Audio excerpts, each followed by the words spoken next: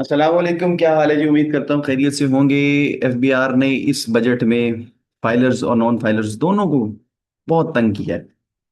Non filers को तंग करना समझ में आता है, लेकिन फाइलर्स को तंग करना जो है वो समझ से बाहर है। ये देखिएगा, एक चीज आपकी स्क्रीन पे नजर आ रही होगी कि अगर कोई फाइलर किसी ऐसे बंदे से परचेज करता है जो कि रजिस्टर्ड नहीं है एफबीआर में, नॉन एनटीएन होल्डर है, तो उसकी परचेज के हवाले से उसके ऊपर पेनल्टी लगाई जाएगी 10% तक।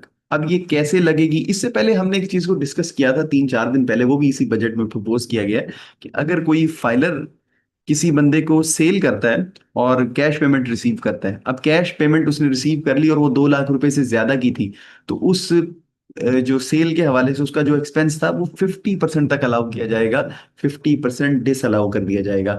अब उसमें भी फाइलर के लिए सख्ती, यहाँ पे भी फाइलर के लिए सख्ती, वो परचेज करे तो परेशानी, ना करे तो परेशानी, सेल करे तो परेशानी, बेचारा कहाँ जाए। आए जी, इसको जरा डिस्कस करते हैं, इसको समझते हैं। पहले सेल टैक्स में तो ये प्रॉब्लम्स होते थे कि हम किसी अनरजिस्टर्ड से परचेजेस करते हैं तो फिर हमारे इनपुट का प्रॉब्लम आता है, लेकिन अब इनकम टैक्स में भी ये चीज़ शामिल कर दी गई है कि अगर हम किसी अनरजिस्टर्ड बंदे से परचेज करेंगे तो हमारी परचेज फुली क्लेमेबल नहीं होगी। परचेज के हवाले से वो जो एक्सपेंस है उसको पार्शली हम क्लेम कर सकते हैं, हमारे ऊपर पेनल्टी लगाई जाएगी डिस अलाउंस की शक्ल में।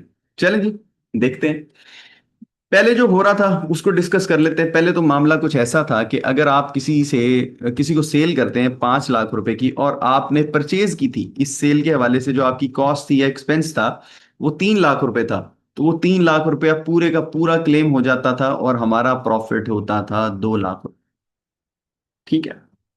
अब वो क्या करने जा रहे हैं कि आपने अगर सेल की है बिल्कुल इसी इसी तरह से, हम इसको ले लेते हैं, बल्कि लिख लेते हैं 5 लाख रुपए, और आपकी जो परचेज है ना वो जनाब 3 लाख रुपए की है, वो तो वो 3 लाख रुपए आपको पूरा अलाउ नहीं करेगा, बल्कि इसका 90% अलाउ करेगा।